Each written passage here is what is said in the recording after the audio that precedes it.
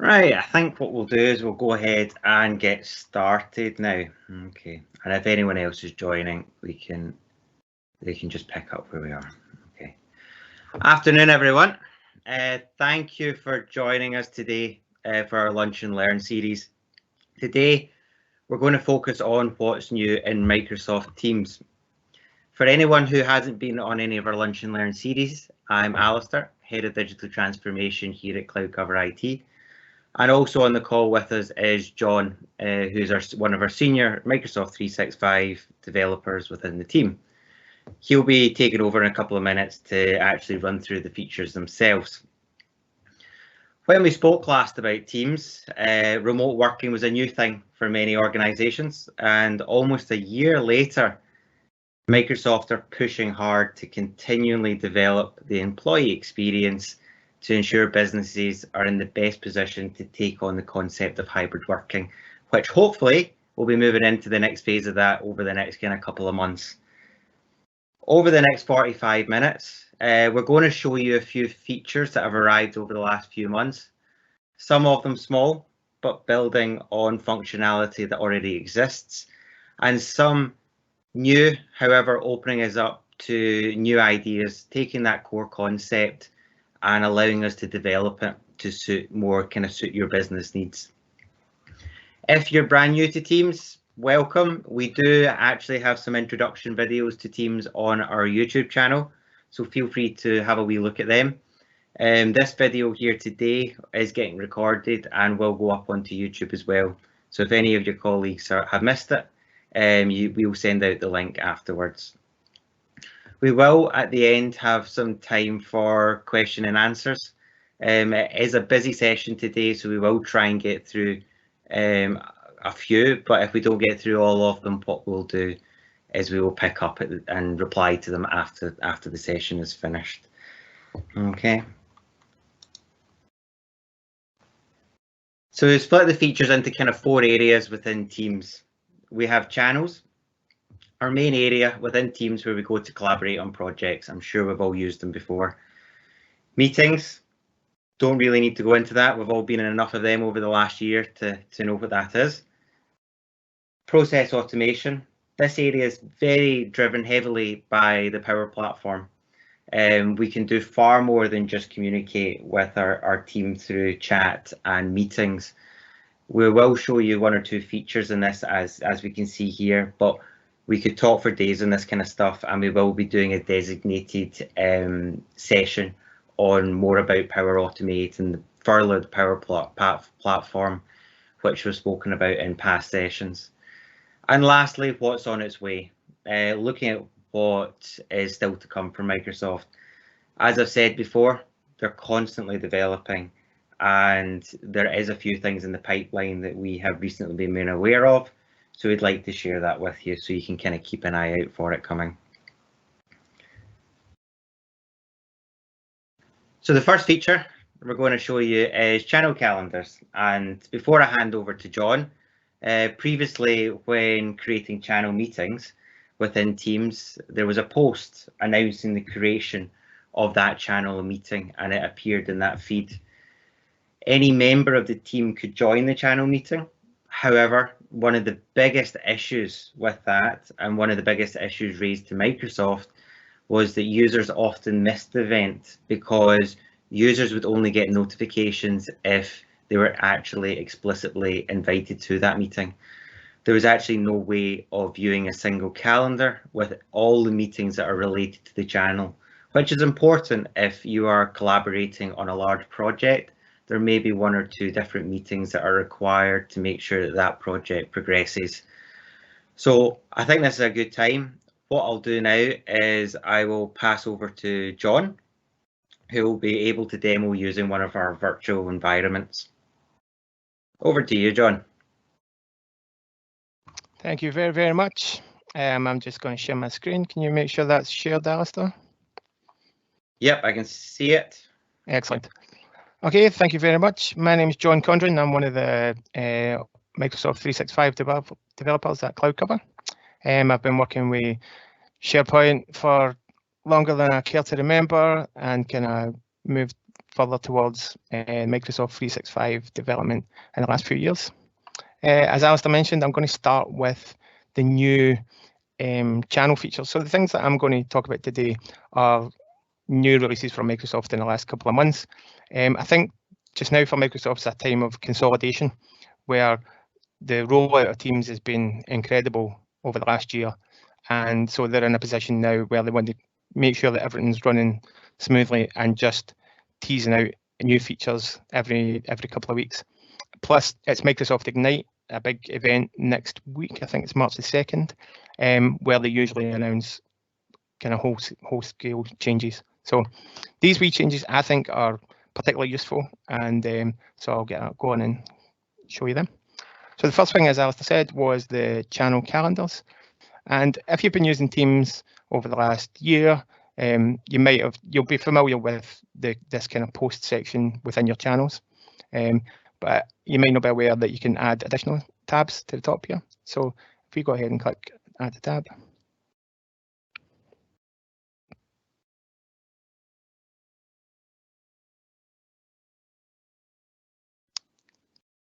And any minute now. As you can see here, I've got these whole list of apps available to add as a tab. The one I'm going to add is the channel calendar. You can see here it's in my recent files, but if you don't see it in your, then if you just search for it, it'll filter down and you can add it. We'll leave it as channel calendar. We'll post to the channel about this tab and click add.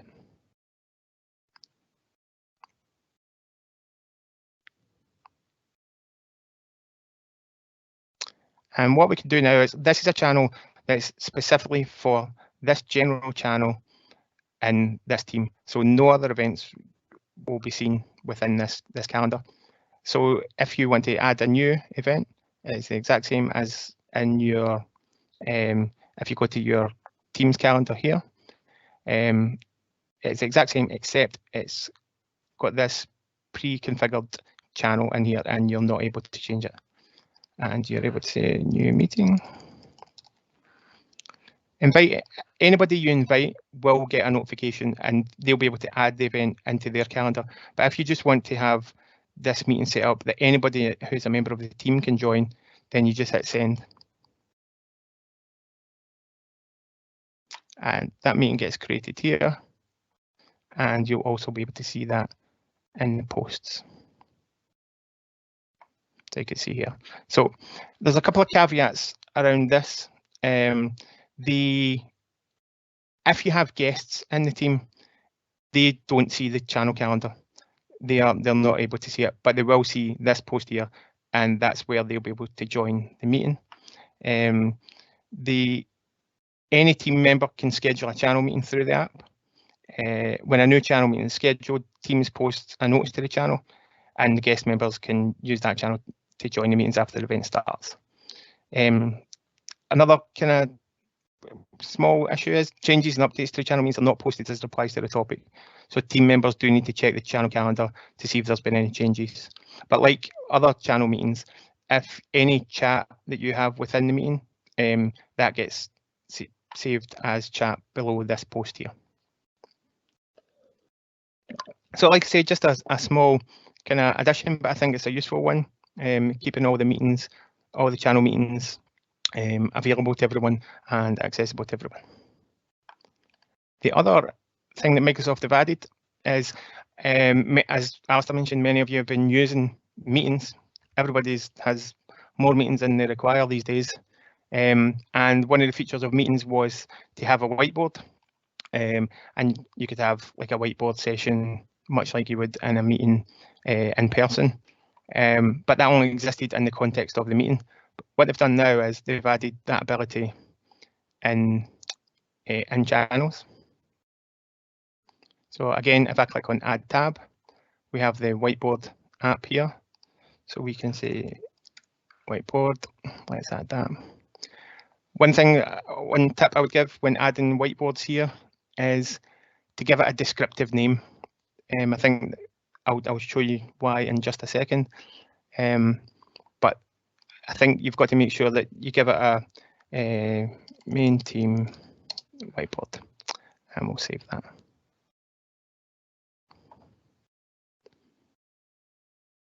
And then anyone who comes into the general channel within this CCIT DT main team, they will have access to this whiteboard. You can, anybody can edit it by default. One of the things that is possible, I'll show you in a second.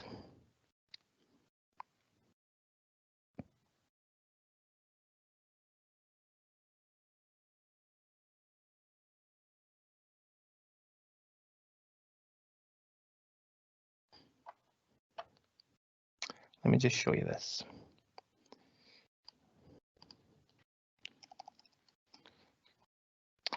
Microsoft not being very quick today.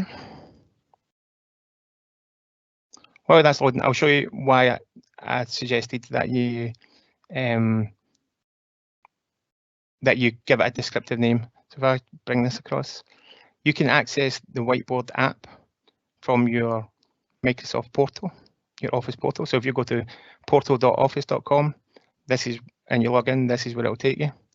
If you can't see it down here, you can show all apps, and I can bring up the Whiteboard app.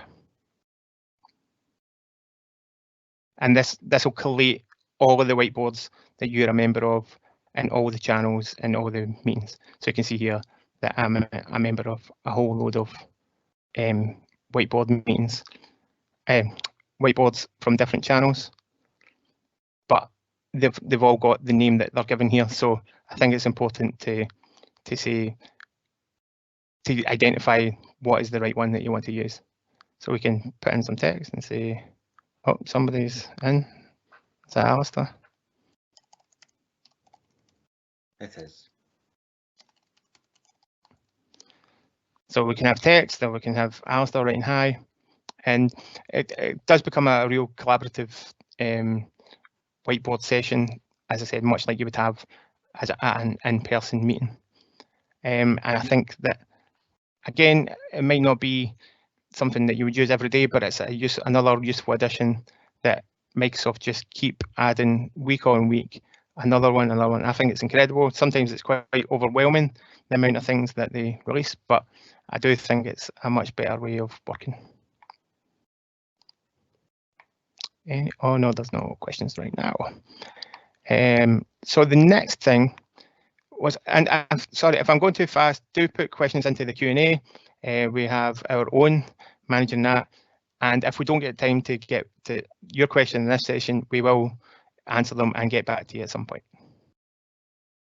So the next thing in terms of channels is,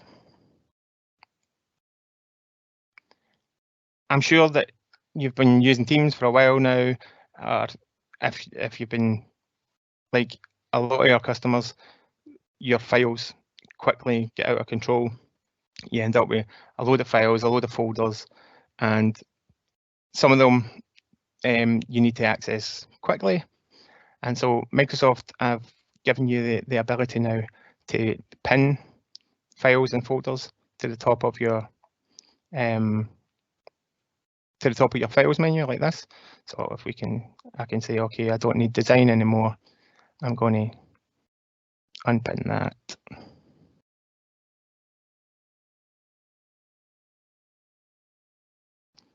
And we'll go for finance instead. And we can pin to top. Again, another simple feature, but I think really, really powerful, really useful for, and this gets rolled out to everyone who's a member of the team as well. So if you want to make sure that everyone knows that the finance folder is important, or that this particular document is important at the moment, we can pin the document. And everyone who comes into that file section of the general channel will see that these have been highlighted as important and quick access. So another useful, powerful, simple facility, but something that I think lots of companies will be using. So that kind of takes us to the end of the new features and channels. I know it was a kind of whistle-stop tour, but I think it's more important that people know that they are available and go and try them out and test them on your own tenancy and make sure that you're happy with them. And like we said before, if you test it on your tenancy, any questions, we're here to help or assist in that. So the next thing we wanted to talk about was the new features in meetings. And one of the difficulties with doing these kind of demos and presentations is demoing a Teams meeting within a Teams meeting. It gets all very inception. So we're going to give it a go and see how we go on. So if I just set up a meeting here.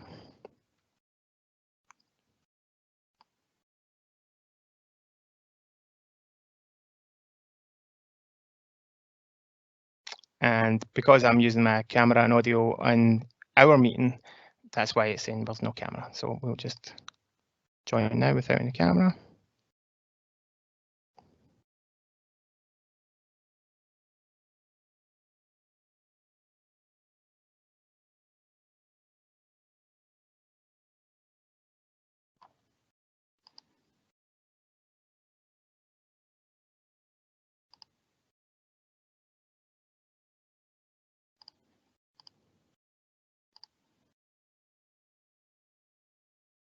This is the joys of using home broadband, isn't it? And kids homeschooling and yeah, all that kind of business.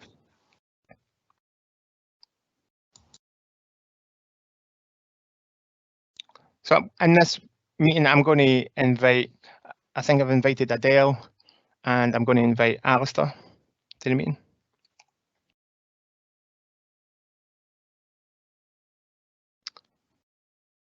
And there's Adele joined.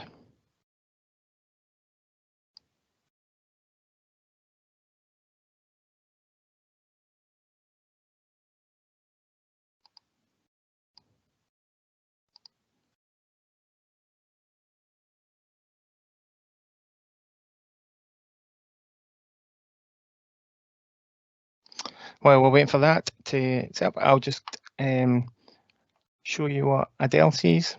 So at the moment, you can see that I've got a meeting set up. I've got Adele here. This is what Adele sees. If I just bring this across. So you can see she's in a meeting with me.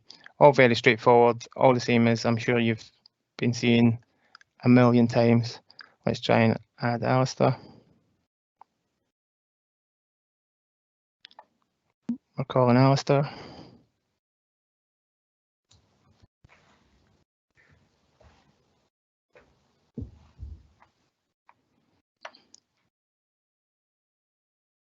There we go, there's Alistair joined. So what we're going to do now is we're going to introduce the new breakout rooms. And this is something that lots of companies were asking for. Meetings were getting really big, or they were having instances where normally they would have breakout sessions that kind of spawn from a main meeting. So up here we've got our wee symbol with a big square representing the main meeting and the small square representing the breakout room. So we can have up to 50 rooms. You can see here 50 rooms.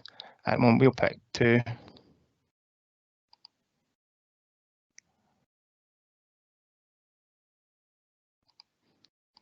Come on.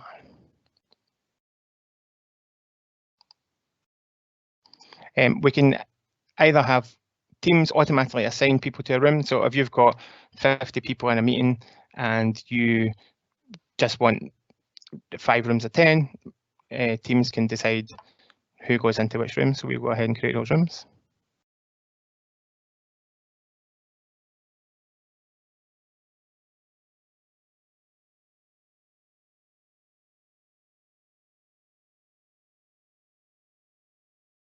And what happens now is each of those participants in this meeting, Alistair and Adele, will get a notification saying you're being moved to a meeting room or a breakout room. it'll start in 10 seconds, and they'll get moved out of this main meeting and moved into their breakout room. There's Alistair, give us a wave. So you can see there, Adele's been moved into room 1, Alistair's been moved into room 2. The rooms at the moment are closed, so at the moment these participants are still in the main meeting. We can say, okay, Adele, we actually want you to move into the same room as Alistair.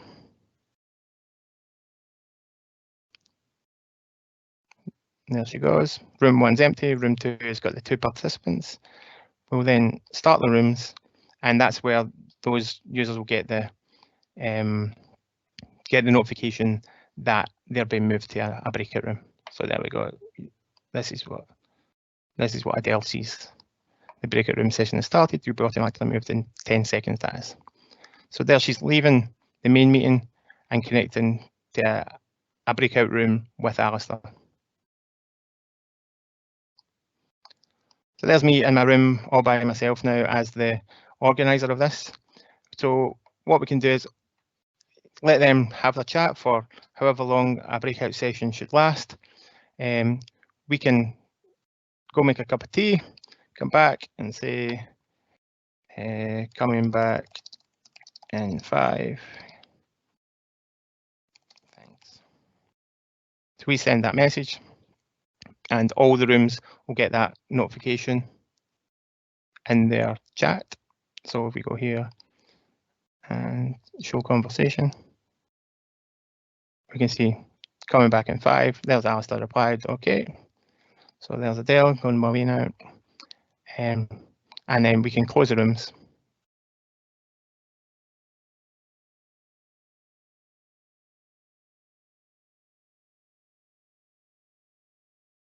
And there's their notification. This room will close in 10 seconds. You'll be automatically moved back to the main meeting. There we are.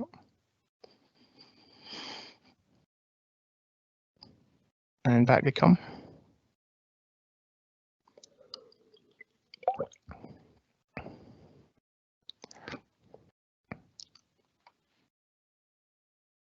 There we go.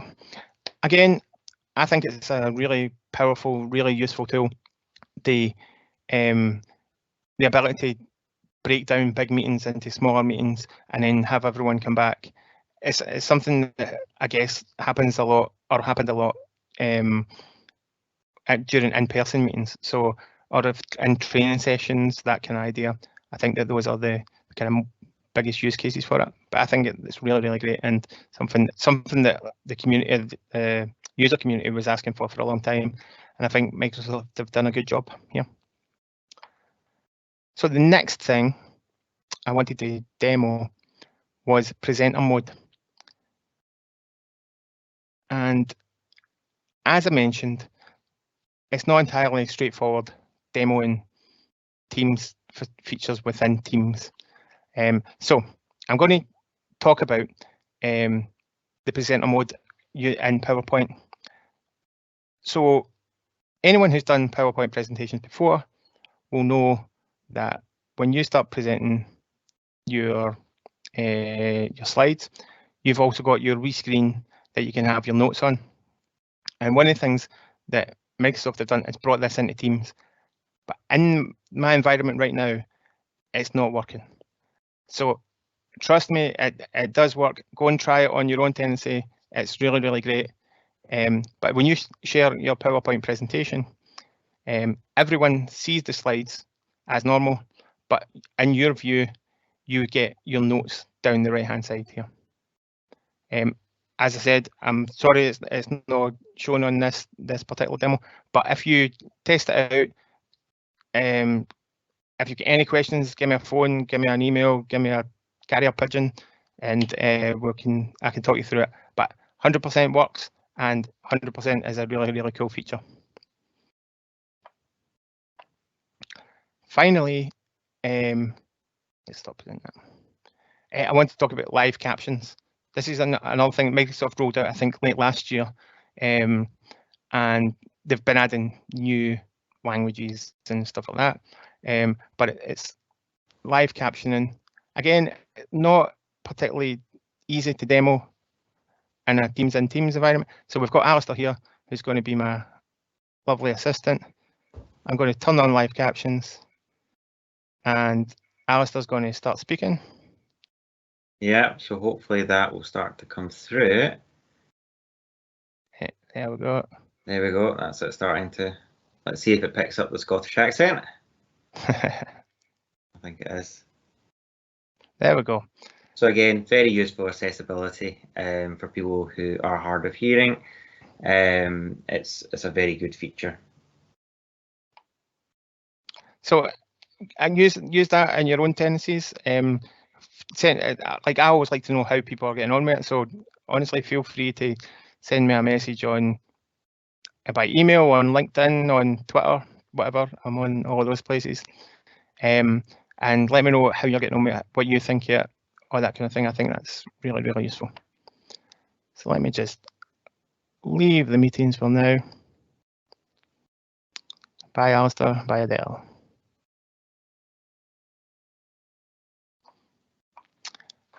So the last parts I wanted to talk about were more about like automation and functionality within Teams. So like to me, Teams is just like a window, a pane of glass that brings together all the power of Microsoft 365.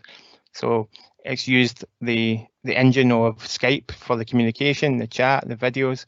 It uses the document management facilities in SharePoint for lists and libraries, and it uses Outlook for your calendar. Like, it's bringing all these things together, and it also allows us to build wee automated procedures that can live either beside SharePoint or on top of SharePoint lists and libraries or somewhere to store data.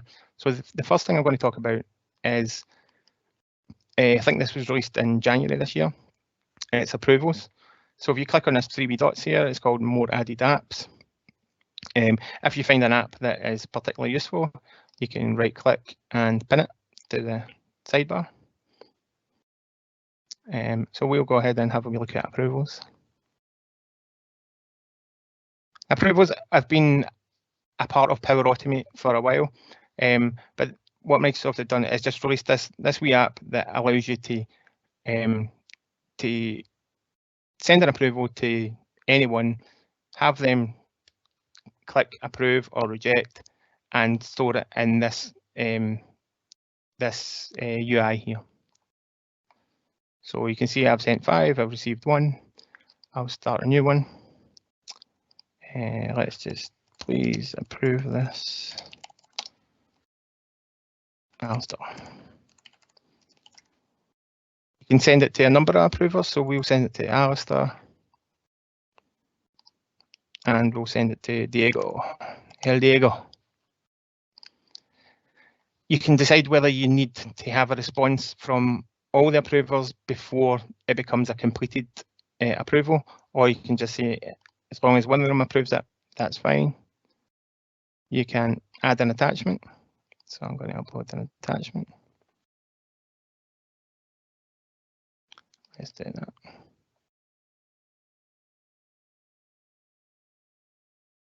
And let that upload. Let's place that. There we are, and we'll send that to those guys. If we be Diego for a wee bit, that's been sent. So you can see this is Diego up here. And you can see he gets a notification that I've sent him a request. And he can either approve, let's make that a bit bigger. He can either approve or reject it. So we just choose approve.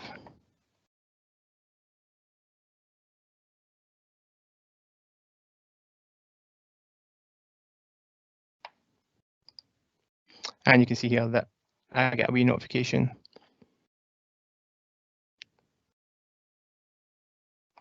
that final state. Oh, there we go. Please approve this, Alistair.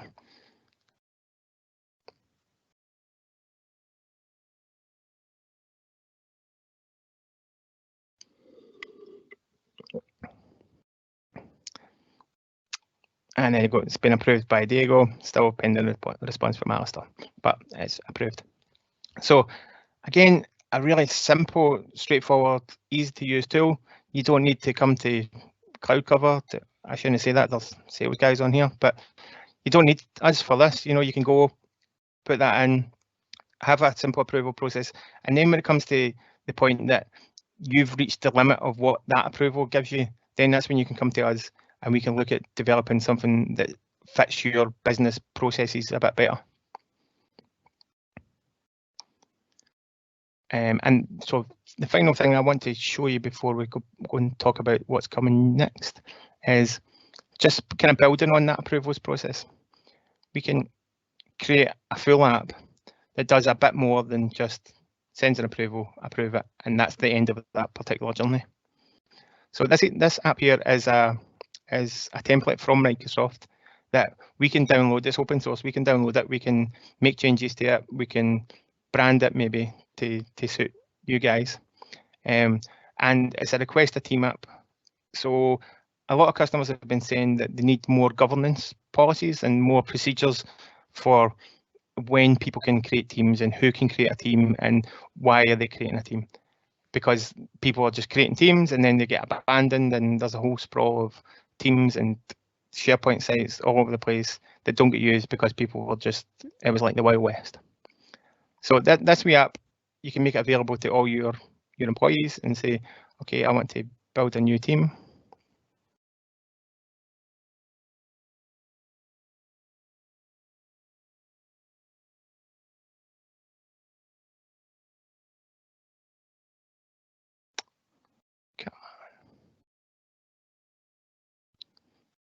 And like the same procedure for creating a team, you can check whether you want it to be private or public. You can make sure that the team name's available. My session. Check that that's available. Yep. Then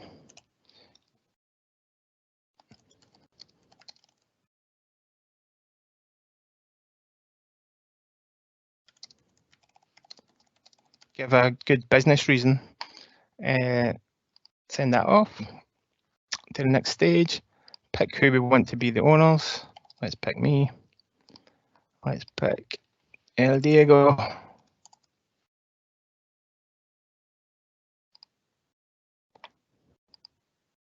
We get our review. Make sure that everything's happy. Yep, we're happy with that. We submit that. We've got a pre-configured admin for this, which so happens to be me.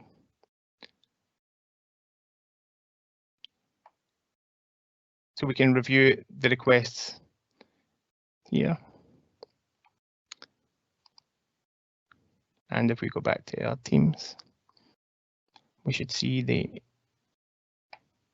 request coming in. So what happens there is it uses a thing called adaptive cards, and it uses Power Automate to collect that submission that the user sent, takes all the relevant information, there we go, then sends this thing here called an adaptive card to say, John's requested a new team. This is a business justification, all the information that we provided to him. What do you want to do? And we're going to click approve and submit.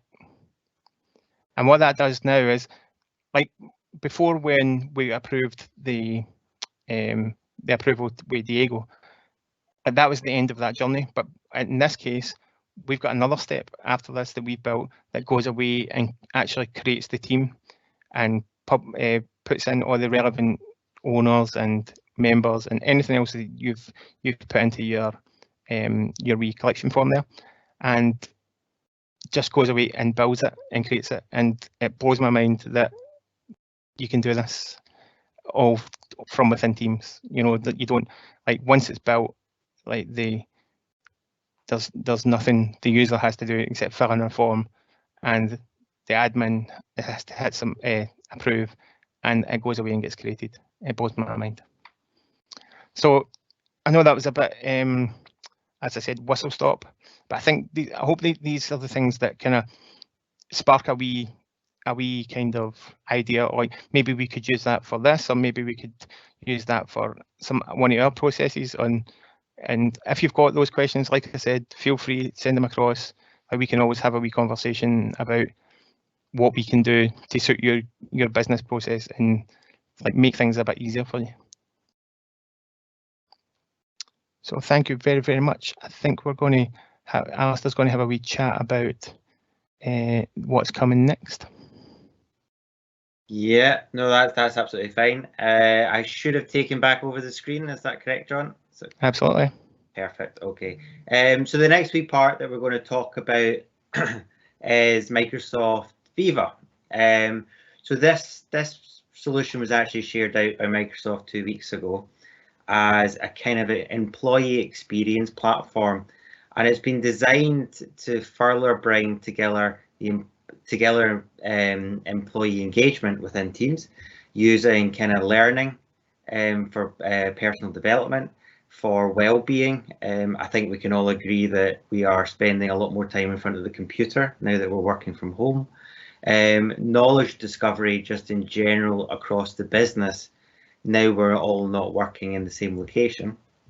And ultimately it's to ensure Teams leads the way to be that hub for you to go and work day to day. So instead of having to drop out of Teams to go do different things within your environment, you can very much work in the one area. So a lot of the information we have in this solution at the moment is very much marketing focused. We are still waiting a lot on the deeper kind of technical information coming to light. However, John, let's go through what we know so far. Okay, so we'll start off with. We will start off if I hit the right button. Here we go. There we go. We'll start off with topics. So it's split into 4 sections, Viva. It's split into topics, connections, learning, and insights. So as far as I can pick up, like Alistair said, we've not really had a chance to get our hands on it. We can only take what the marketing people say and then try and figure out how that will work in real life. So topics, I think, seem to be about creating topic pages for projects so people can easily find resources and keep up to date with latest developments.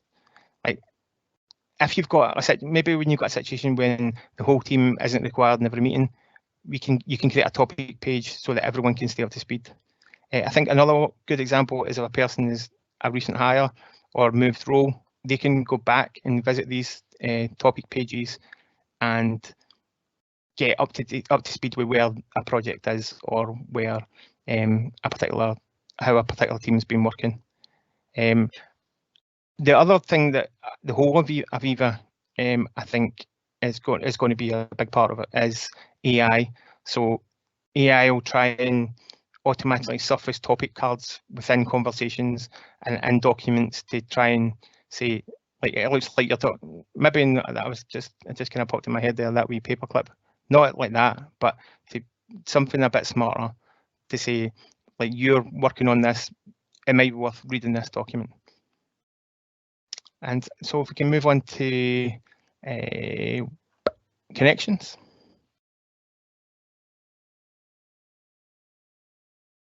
So what Microsoft are saying about connections is they're calling an intelligent intranet. So it gives you a curated company branded experience that brings together relevant news, conversations, and other resources.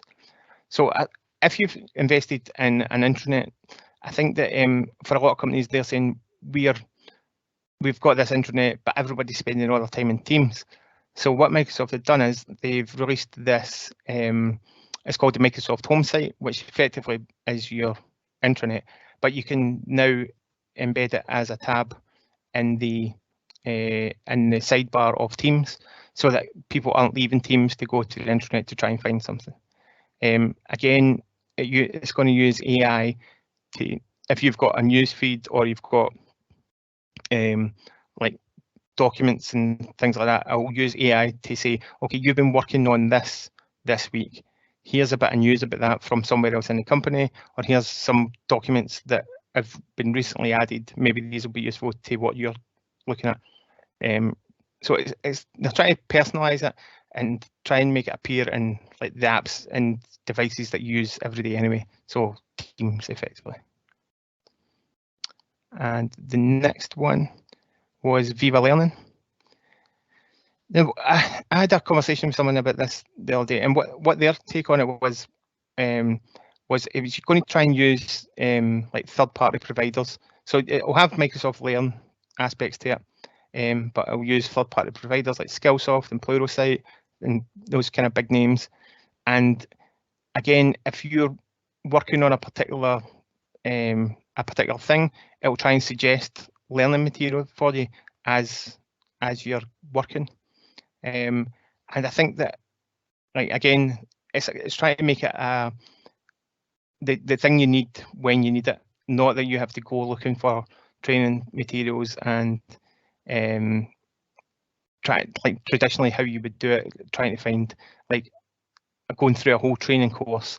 It's more like, here's a wee snippet that might help you do what you're trying to do at the moment. Again, that's just my take on what Microsoft have released so far. I think it's in private preview, but we still haven't got that yet. And it'll be later this year. They'll be offering integrations with learning management systems and all those kind of stuff, all those kind of systems that companies already have. So I think the Viva Learning part in particular is going to be particularly great. And then finally, Viva Insights. So again, from Microsoft, it gives individuals, managers, leaders personalized and actionable insights that help everyone in the organization thrive. I think what they're trying to get to here is that relationship with your remote workers, like to make sure that remote workers don't feel isolated, to make sure that you know where they're at and how they're working, how they're feeling. It's got integration with Headspace as well, so I think there's been major investment in it. I think there was some concerns over management being able to have a view of what their team are doing, and I don't think that's how it works. I think you can see at a team level how a particular team is doing in terms of engagement and things like that, and it gives you advice on how to, like you see, prevent employee burnout and all that kind of thing. So I think this is going to be a huge thing for Microsoft. They're spending a lot of money on it, so I don't think it'll be going anywhere in the short term, at least. And I think that there's going to be more and more people, even when restrictions allow people back to the office, there's going to be more who are going to be working from home, and this is a tool to help assist them. And I think that's all from me. Thank you very much for listening to me. As I said, I'm John Condren. You can find me on LinkedIn or email me or Twitter or anything like that. And I'm always happy to help. No, that's great. Thanks, John. And I think the Viva stuff looks very interesting. And I think one of the key things that we're interested about it as a provider is very much how we can integrate with it. So we've spoken about the Power Platform, SharePoint, and all that kind of stuff, and it'd be good to see actually what can we do to further enhance what everything's capable of doing. So as John said, it is due later this year. I think the first part, so we will be getting a bit more information in early April. Hopefully a wee bit of pricing structure as well around it. But obviously we'll be keeping everyone informed as we get that. So I'm conscious of the time. I've got 11 minutes left, and we do actually want to talk about some questions here. So very quickly, we'll skim into the next steps here. So once we're done here, marketing team will be sending over the post-event pack and all that kind of with any links that are relevant to you guys. And obviously, what we'll be doing is we'll be continuing this on a monthly basis. I'd mentioned earlier with the Power process automation side of things, we could talk about it for ages. So the next two events are going to be around the Power Platform, Power Apps, and Power Automate. So the applications that you can create quite easily, low-code applications.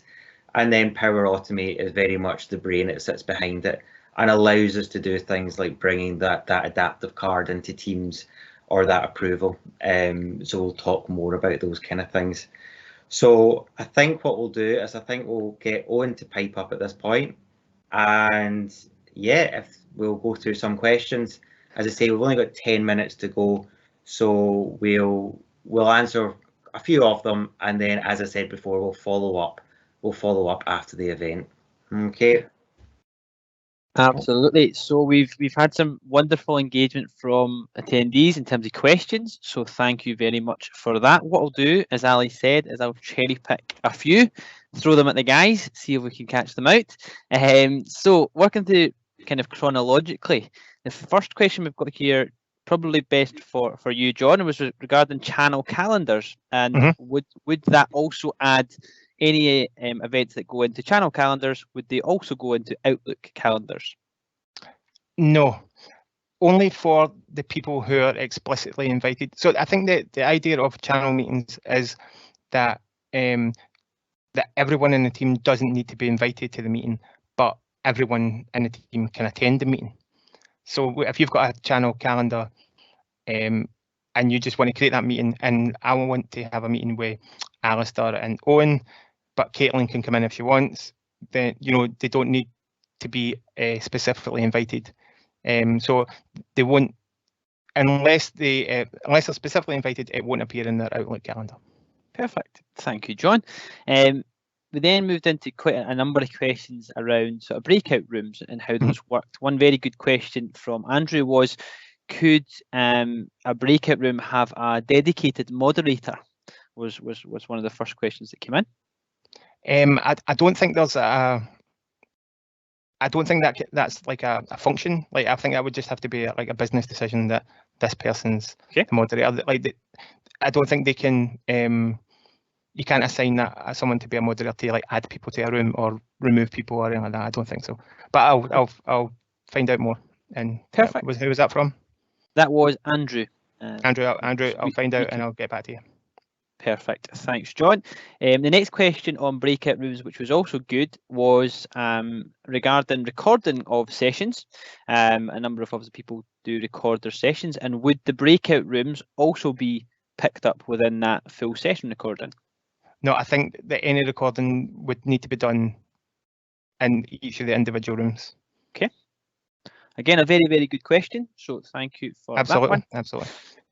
And I think, sorry to interrupt one, but one of these things like that happens is there's a thing called Microsoft User Voice, and that's for like users to go and say, like, this is cool, but it'd be better if you could do this as well.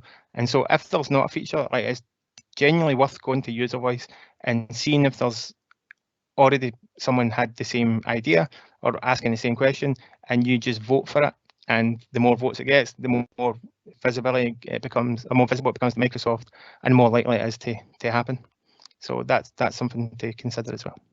Perfect. Another really good question, John, was this one again was actually from Andrew. Was regarding attendees having the ability to choose which meeting or breakout room they attend?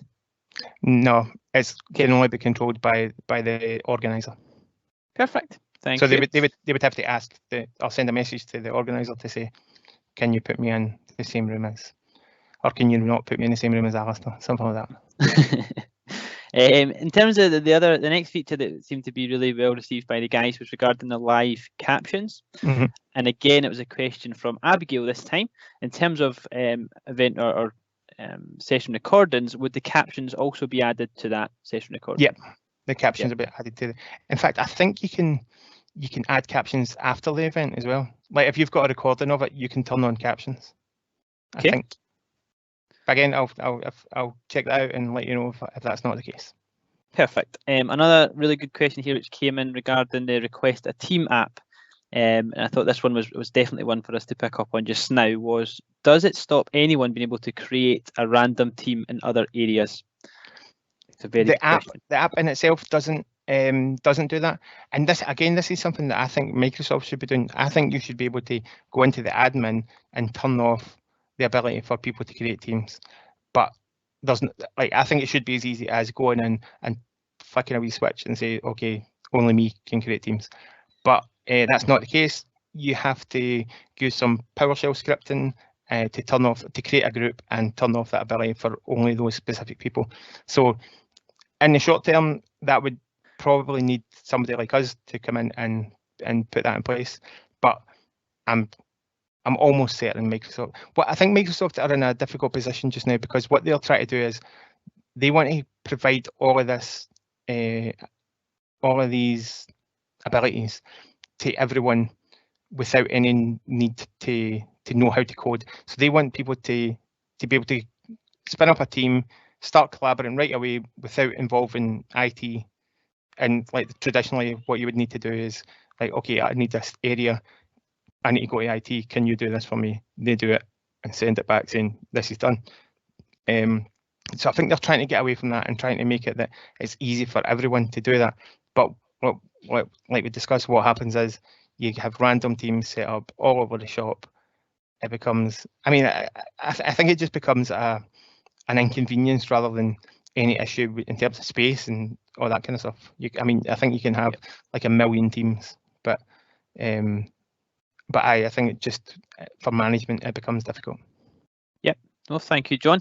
Again, there's a number of other questions here, but I think you've covered the vast base. We can obviously pick up on the additional questions post event here. Probably the last wee one, John, which I thought was another really good one, bringing it back to the breakout rooms, was could we preset who goes into which breakout rooms, or does it have to be done during event or during session? No, it has to be done when you create the rooms. Again, I think that these additional features will come, but as it stands at the moment, you have to either allow teams to decide who goes where, or manually put people in places. Or you could allow teams to do everything and then move the individuals that you want during or before you open the rooms. Perfect. Thanks, John. As I say, there's a number of other really good questions as well. I think I'm just conscious of our time and all the guys' time on the call, so we can definitely pick up on and answer the additional questions after session. I think I'll pass back to you guys at this point. Thanks, Owen. That's great. Well, that's us reached the end of this Lunch and Learn series. As I said, there will be another one next month. We'll be focusing on Power Apps. So hopefully we will see you all then for that. So for now, I'd like to thank you. Thank you, John, for your presentation, and we'll see you soon. Thanks, guys. Thank you, everyone. Thanks all. Cheers. Bye-bye.